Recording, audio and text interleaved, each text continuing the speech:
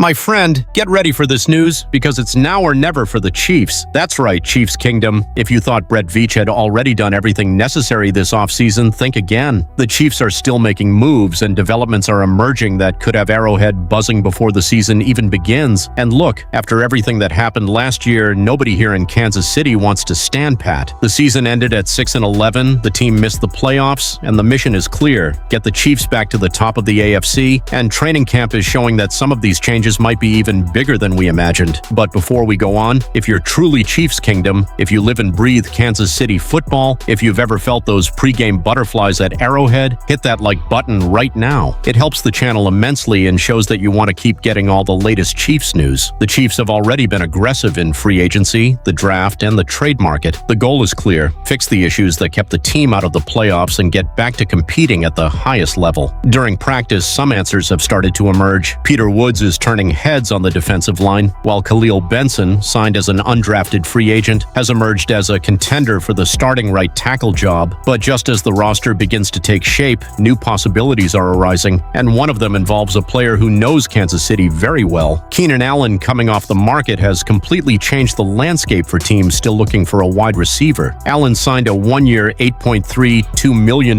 contract with the Indianapolis Colts. With that move, Brandon Ayuk and Tyreek Hill have emerged as top names available for teams needing help at the position, and it is impossible to talk about Hill without mentioning the Chiefs. At 32 years old, the wide receiver is one of the most important players of his generation. He has 8 Pro Bowl selections, 5 first-team All-Pro honors, and a Super Bowl title, but there is a huge question mark regarding his current status. Hill dealt with wrist issues during the 2024 season and finished with fewer than 1,000 yards, something that hadn't happened since 2019. Then in 2025, his season ended after just 4 games due to an ACL tear. The Dolphins released Hill after the season and he remained a free agent. In July, the player himself spoke about his recovery, stating that he still had no strength in his left leg. Naturally, this raises doubts about how much he can still produce in 2026. Even so, there is a factor that makes Kansas City an especially interesting option. Hill spent his first 6 seasons with the Chiefs. During that time, he recorded 4 1,000-yard seasons and helped Patrick Mahomes and the team win a Super Bowl. Meanwhile, the Chiefs are still looking for answers to the problem that emerged after Hill was traded to Miami in 2022. Rashee Rice and Xavier Worthy have potential, but both saw limited action during training camp, and the inconsistency of the receiving core remains a concern. That is why the possibility of bringing back a player who already knows the system, knows Mahomes, and knows exactly what it's like to play in Kansas City naturally draws attention. However, there is another team worth watching: the Baltimore Ravens. Baltimore has already shown a willingness to sign big-name receivers in the later stages of their careers, and in recent years, they haven't managed to get consistent production from many players other than Zay Flowers. And here is the most interesting point: even if Kansas City cannot or does not want to bring back Tyreek Hill, other moves could still happen before the season starts. One of them involves Jalen Moore. He arrived during the 2025 preseason as a key signing, and many believed he would start at left tackle. However, the arrival of first-round draft pick Josh Simmons changed that scenario. The issue is that Moore is in the final year of his contract. If he fails to secure a starting role, Kansas City might consider trading him to acquire a draft pick before he leaves the team. There is potential interest out there. The Rams are facing a tricky situation with Alaric Jackson, while the Commanders' Laramie Tunsil has suffered a serious injury. With 2 teams potentially needing help at left tackle, Moore could become a trade candidate. Christian Fulton is another name that could hit the market. Competition in the Chiefs' secondary is fierce following several offseason signings. The team appears to have confidence in young players: Mansour Delane and Noel Williams. Fulton was a significant signing,